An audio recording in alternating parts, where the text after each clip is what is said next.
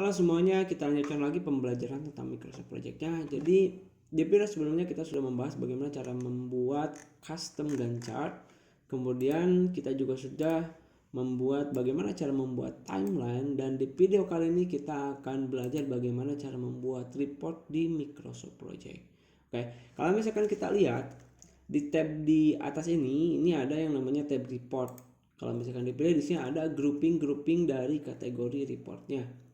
Nah, dan kali ini kita akan bahas report yang paling umum terlebih dahulu, yaitu project overview.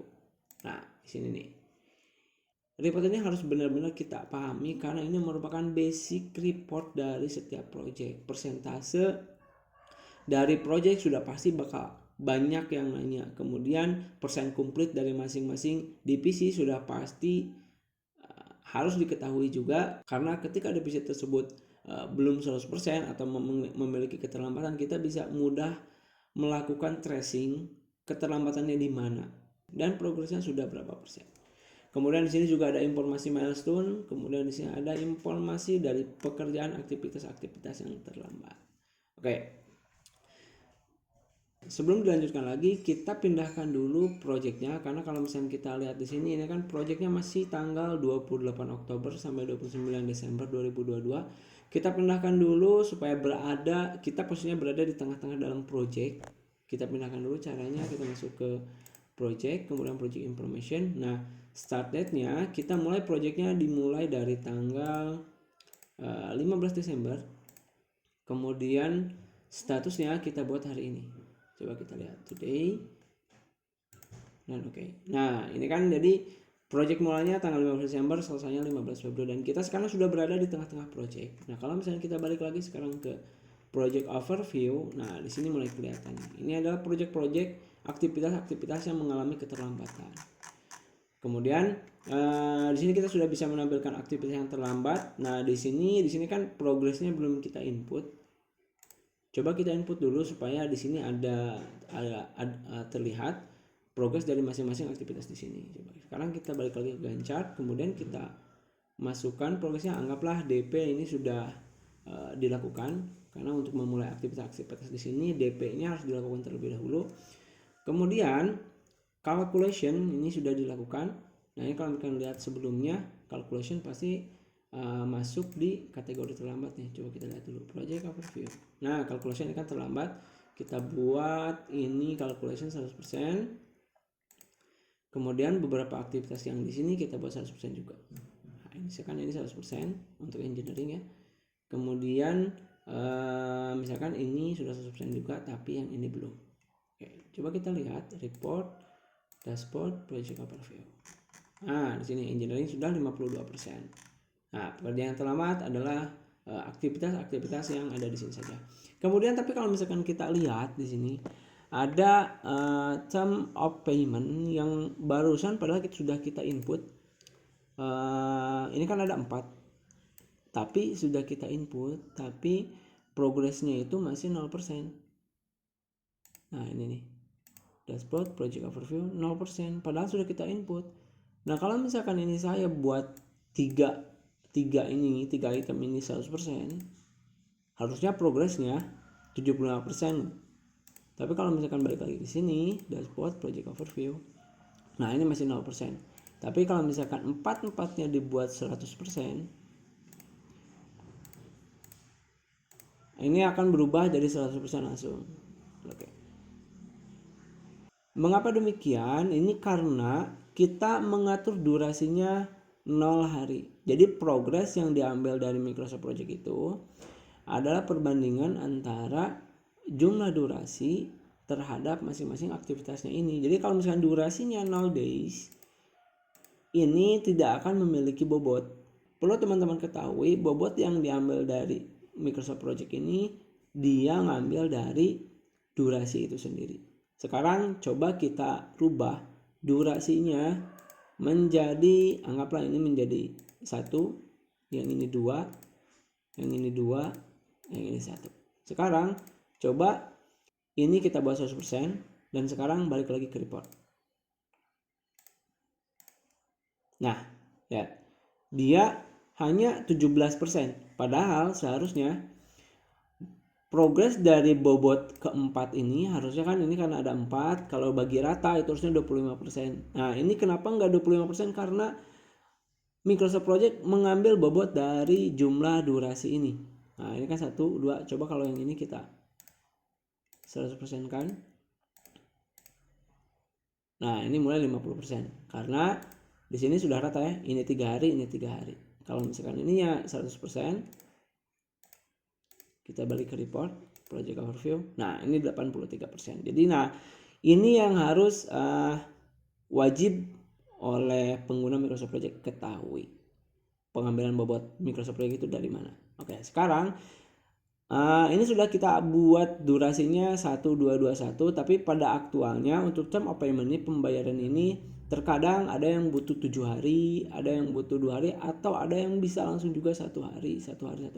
Ini saya akan coba buat 1 hari, jadi rata saja. Oke, jadi kalau misalkan hanya 1 yang sudah bayar, ini harusnya 25%. Nah 25%.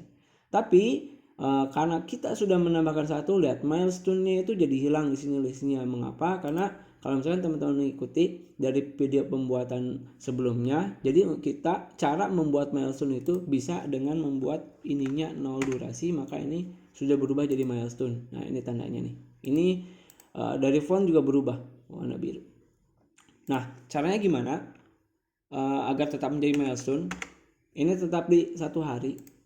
Nah kita double klik dulu, kemudian ke advance. Nah di sini kita tetap tandai sebagai milestone. Nah jadi untuk selanjutnya juga, kalau kondisinya seperti ini, untuk menandai milestone kan ada 2 teknik. Yang pertama bisa membuat ini 0 hari, atau tadi pilih yang di checklist. Nah sekarang agar durasinya tetap 1 hari, kita harus menceklis yang di sini. Nah seperti itu. Oke ya.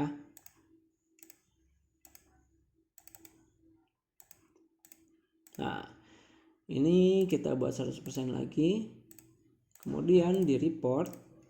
Nah hasilnya seperti ini, list milestone tetap ada. Oke, selanjutnya kalau misalkan kita balik lagi ke report project overview ini, nah di sini ada aktivitas-aktivitas yang terlambat. Dan ini kalau misalkan kita lihat penjelasannya ini kurang detail. Lihat ini ada share, ada schedule, ada nozzle, ada share, ada schedule. Artinya ada 2 sel di sini, dan kalau misalnya kita baca sekilas seperti ini sel yang mana gitu. Karena kan ada 2 dan ini kurang informatif. Tapi ada 2 cara untuk membuat ini menjadi lebih jelas. Yang pertama, kita tampilkan dulu hierarkinya. Nah nanti seperti ini, kita atur dulu. Caranya kita masuk ke layout, kemudian kita atur width-nya terlebih dahulu. Kita buat misalkan width-nya coba menjadi 2. Nah oke, sudah agak melebar. Kemudian coba double klik aja nih, double klik. Nah ini kalau misalkan kita tampilkan hierarkinya, di sini mulai lebih tahu ya aktivitasnya itu. Ternyata sel yang ini merupakan sel fuel storage tank yang A, kemudian sel yang di sini fuel storage tank yang B. Tapi kalau misalnya kita tampilkan hierarkinya seperti ini, rasanya di report terlalu kurang rapi. Nah makanya di sini ini untuk solusi pertama, kita menggunakan hierarki, jadi kita tahu aktivitasnya di kategori yang mana. Opsi yang kedua, ini hierarkinya tetap di off kan. Kemudian aktivitas yang ada di sini kita detailkan. Jadi kita balik ke Gantt chart. Ini yang biasa saya lakukan. Jadi aktivitas yang di sini pasti identik, tidak ada yang sama. Contoh misalkan ini kan engineering, detail drawing, fuel storage tank, sel. Jadi di sini kalimatnya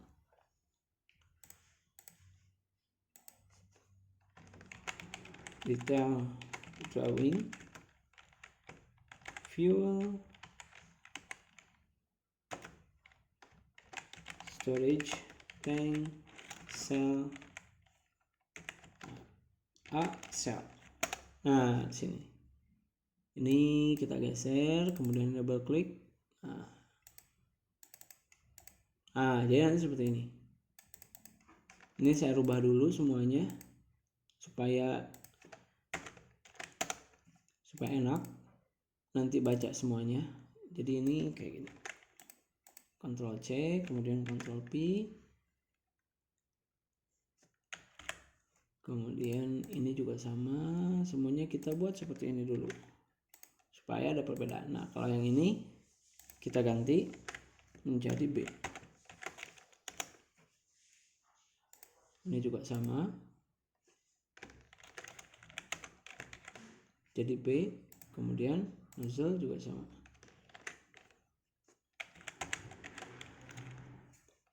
Nah, kemudian approval drawing juga sama.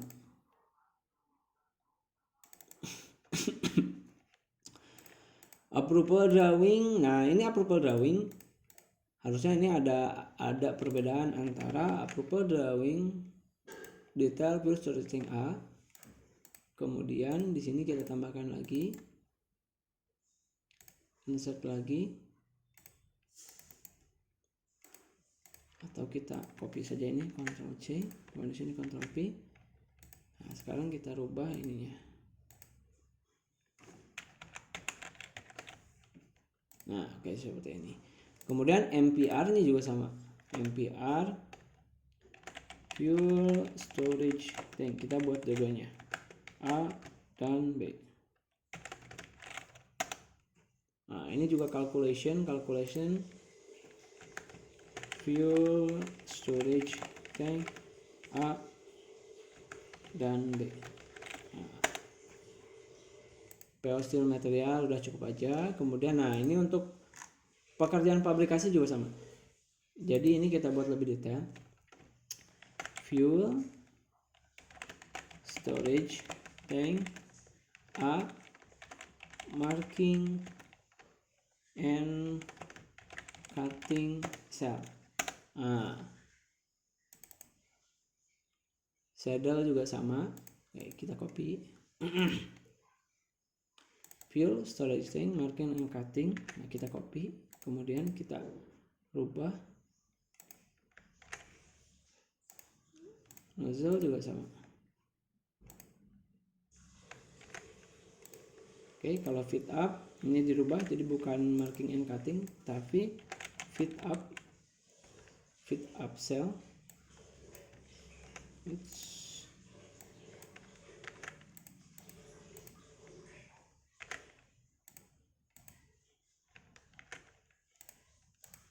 Welding juga sama, ini dirubah jadi weld aja ya, weld. Oh, ini belum ke copy nih fitnya. Fit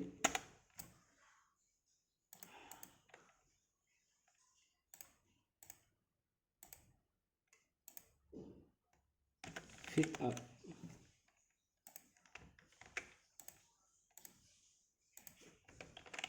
Fit up. Oke. Ini weld.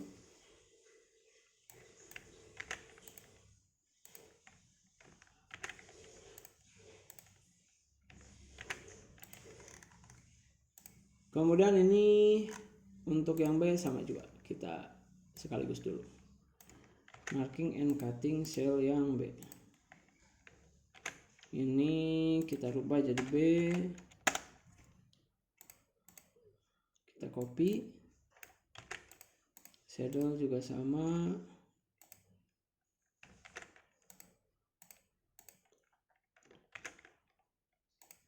Ini fit up juga sama.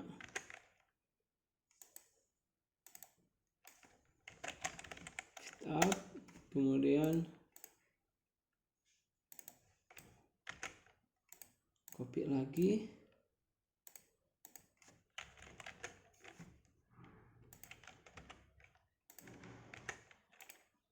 Oke, welding juga sama. Weld.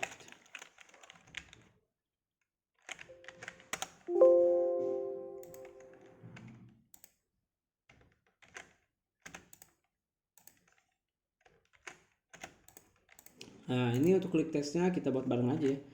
Klik teks ya, kalau misalkan sama ya udah gini aja. Oke, selanjutnya kalau misalnya kita balik lagi ke report, dashboard, project overview.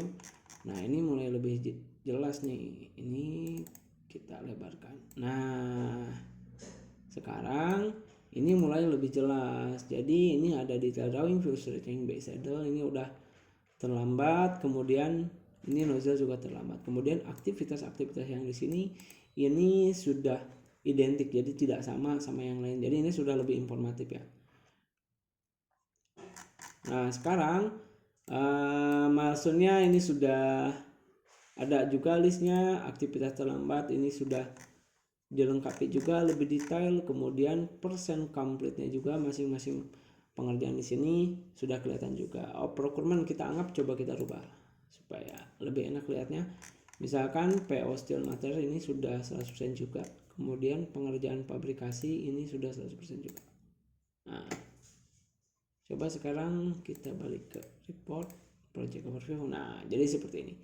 Untuk production atau pekerjaan pabrikasi ini baru sedikit, baru pengerjaan sel aja, progresnya hanya 2%, kemudian procurement sudah 50%, engineering 39%, dan untuk term of payment-nya atau pas di milestone-nya, untuk term payment atau di milestone-nya ini sudah 25% atau masih tersisa 3 milestone lagi.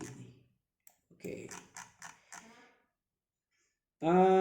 Kemudian, nah di sini yang perlu teman-teman ketahui juga, di sini tadi kan kita sudah membahas tentang hierarki ya. Jadi hierarki ini untuk menampilkan grouping dari masing-masing aktivitas ini. Nah di sini juga coba kita pahami dulu di field list ini. Kalau misalkan si kolom si masing-masing ini ada yang mau kita hilangkan, contoh misalkan durasinya atau misalkan resource name-nya ini mau dihilangkan, kita bisa atur di sini. Nah, jadi kan ada beberapa field. Nah, ini nih. Kita tinggal hilangkan checklistnya. Misalkan yang resource name. Nah, ini nanti jadi tidak akan ada nih. Nah, di sini adalah list yang ditampilkan dari tabel ini. Name, start, finish, duration, percent complete. Nah, kemudian filternya di sini adalah late task, karena di sini kan kita menampilkan pekerjaan-pekerjaan yang terlambat. Nah, di sini juga teman-teman bisa tambahkan kalau misalkan kita ingin membuat daftar tabel yang lainnya. Nanti tinggal disesuaikan tabel apa yang akan dibuat. Misalkan tabel critical kah, in progress atau incomplete atau milestone yang terlambat, ini bisa di sini. Kemudian ini groupingnya kita akan grouping tabel ini berdasarkan apa. Misalkan ini coba kita buat critical ada tidak. Nah ini nih, artinya grouping yang critical ada, non critical juga ada. Coba kita tampilkan levelnya, level 3. Nah ini nih, ini untuk yang non critical. Kemudian ini yang masuk ke critical. Coba kita tampilkan lagi levelnya di level 4. Nah jadi seperti ini sudah kelihatan ya. Berarti pekerjaan marking and cutting pure storage bay ini masuk kategori critical. Nah kemudian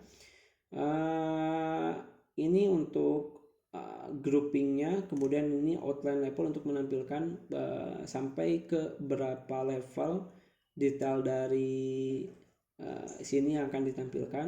Kemudian di sini ada sortirnya kita mau berdasarkan apa, apakah berdasarkan name atau apa. Karena ini sudah grouping jadi sudah otomatis seperti ini. Ini grupnya saya hilangkan jadi no group, jadi seperti ini. Kemudian ini hierarkinya saya buat all subtask, outline-nya all subtask, tapi hierarkinya saya hilangkan. Oke, jadi seperti ini. Selanjutnya setelah kita atur tabel-tabel yang ada di sini, sekarang kita coba rubah sedikit. Jadi ini tampilannya kita rubah, kita masuk ke desain. Nah, di sini ada beberapa opsi yang bisa kita gunakan. Yang pertama di sini ada header untuk menampilkan header di sini. Total row, jadi ini bawahnya akan seperti ini. Ini akan saya pakai yaitu first column, jadi ini menjadi bold. Kemudian di sini pakai garis. Nah kemudian temanya akan saya rubah jadi warna biru. Nah ini nih biar sama kayak yang di sini. Nah, ini juga sama. Nah, seperti ini. Jadi coba kita buat sedikit efek. Nah, jadi ini ada efek dikit ya. Tambahkan sedikit efek, kemudian apalagi nih. Udahlah, cukup lah seperti ini.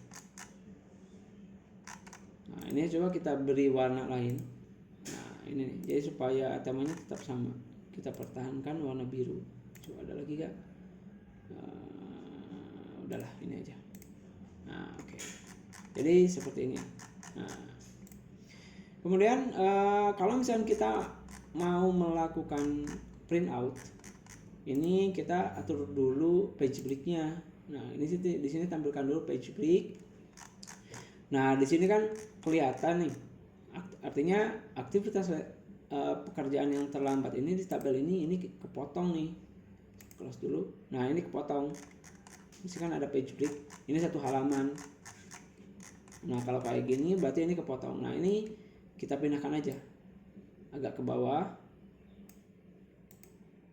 Kalau misalkan kita mau supaya tabel ini ke bawah. Nah, jadi seperti ini. Di sini progres masing-masing departemennya, milestone, kemudian di sini aktivitas yang terlambat.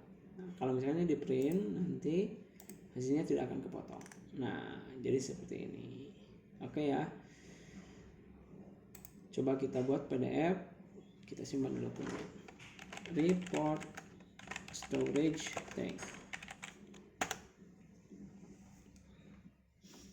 Sekarang kita buka di dokumen. Report. Nah, report. Nah, ini.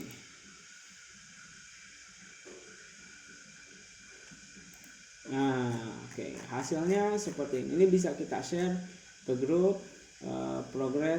Progresnya 16% dengan detail dari masing-masing departemen seperti ini. Dan ini aktivitas terlambat yang perlu kita follow up. Untuk opsi-opsi lain, ini kan sebetulnya masih banyak nih opsi-opsi lain. Ada, kita bisa menambahkan image, temanya ini di sini ada juga. Ini silakan teman-teman coba. Secara general, pengaturan desain, kemudian layout ini nih. Desain yang di sini, desain ini sebetulnya sama seperti aplikasi-aplikasi Microsoft Word lainnya. Jadi silakan teman-teman coba-coba saja supaya mudah dipahami. Untuk penjelasan terkait report di Microsoft Project cukup sekian, semoga bermanfaat. Terima kasih.